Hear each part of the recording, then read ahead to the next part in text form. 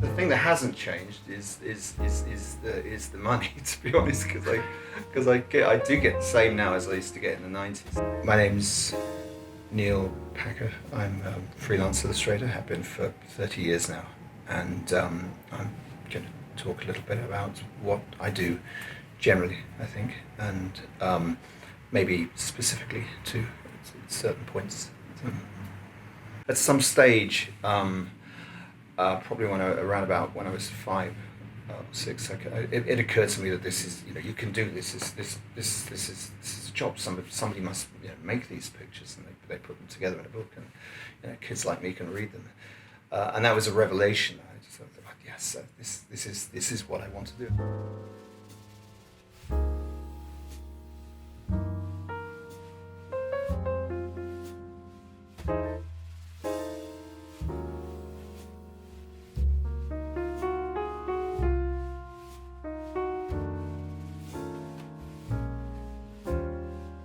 I love the stories, but they were never for me as important as the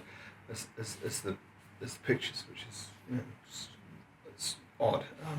But and now it's probably the other way around. Obviously now it's the other way around. I've gotten beyond picture books, but what I do is I try and put myself back.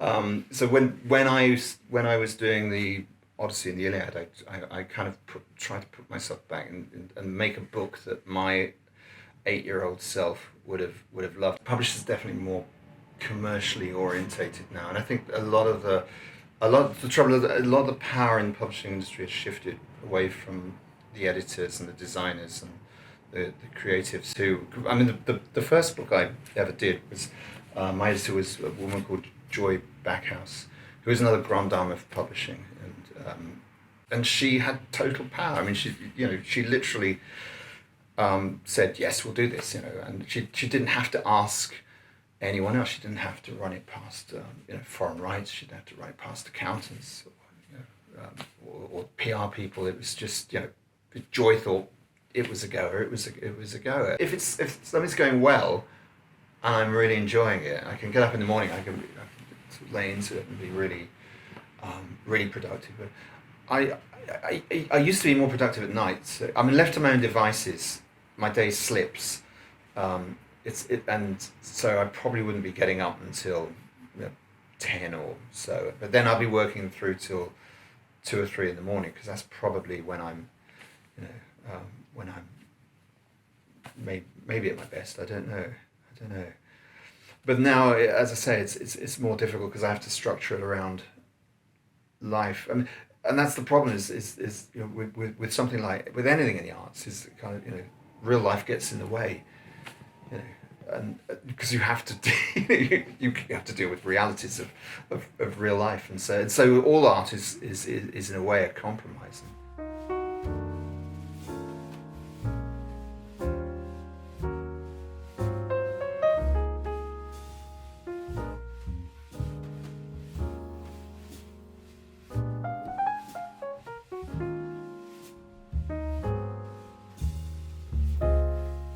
Happening now on screens, and it's very different, partly because I'm old school pigment on paper, and that's how it starts for me, is pigment, and that's how it's best represented. So it's I'm from the era of printed matter, so I can't kind of get beyond that. I can't design from scratch on a screen. Although, having said that, you can, I do work on a screen. I do kind of change it. I can manipulate it afterwards. But I can only arrive at a finished thing with certain color fields that I use by drawing on that experience. If I'm presented with the endless possibilities, it just kind of my sense my brain can't cope. The Iliad, the Odyssey was largely, I was left alone, which was fantastic, and so that was entirely, although it was a commercial job, and it was, the end result was going to be a physical book, and I was getting paid, kind of, to do it.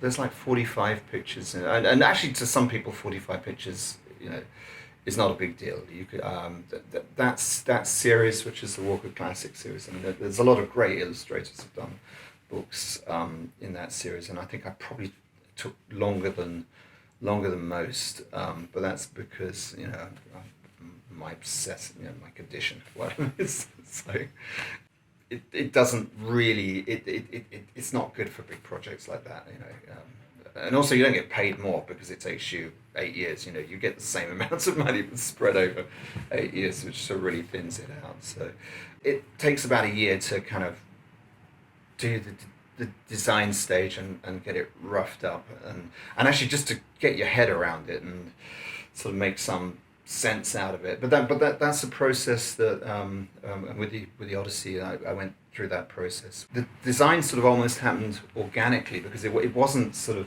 it wasn't sort of set in stone before we started out. I was throwing roughs at her. I think what I did was we got the manuscript, which was when I first saw it, it was on about 140 pages, like double typed A4 sheets, and I just drew a sketch on the back of each one.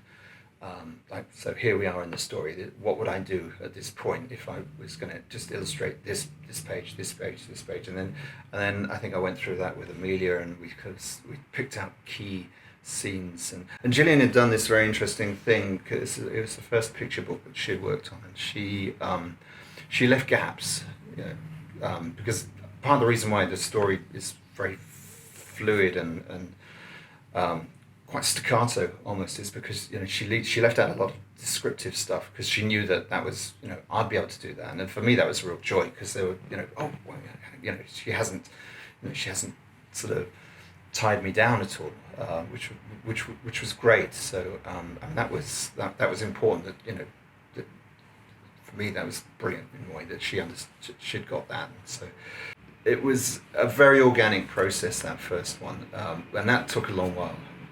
So it was a year before we had just a finished layout with all the text in the right place and illustrations very loosely roughed up in more or less the right. And then once I know the size and shape of the thing, then I went away and did more detailed roughs, pencil sketches, like to the kind of so as I could format them properly, I suppose. And even then, at that stage, it was still changing. We were editing and taking the occasional one out and putting, and that was happening right up until the end, even. Because then there was 2 years at least, maybe 2.5 years, just doing the physical artwork.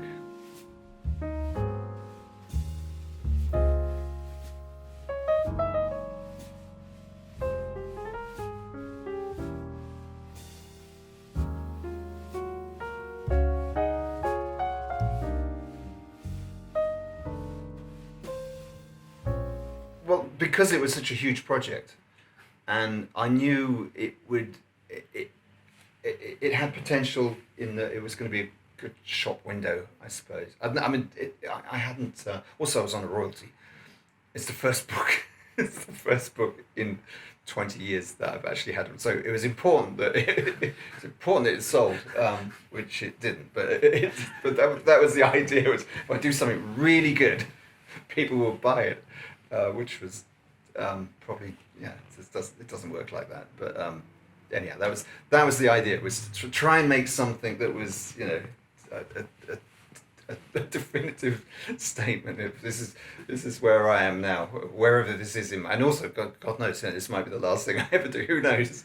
I may not get a chance to do another project as big as, and probably not, because things have kind of shifted in the publishing industry in a way, even in the last. I signed that first contract in 2006, and it was it's quite a different beast now to what it was then.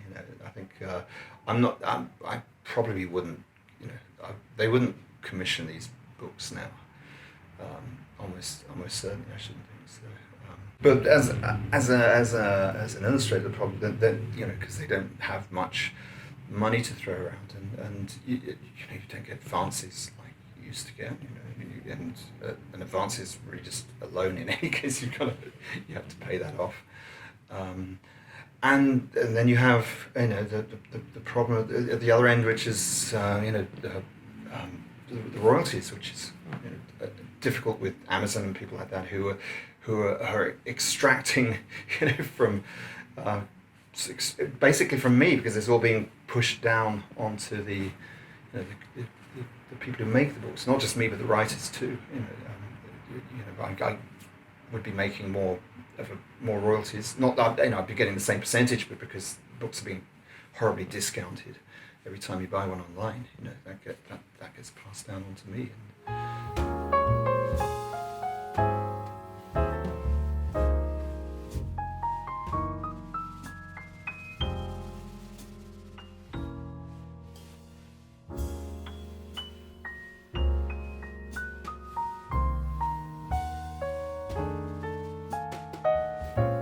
I kind of had to do this, whether I got paid or not. It's a condition, So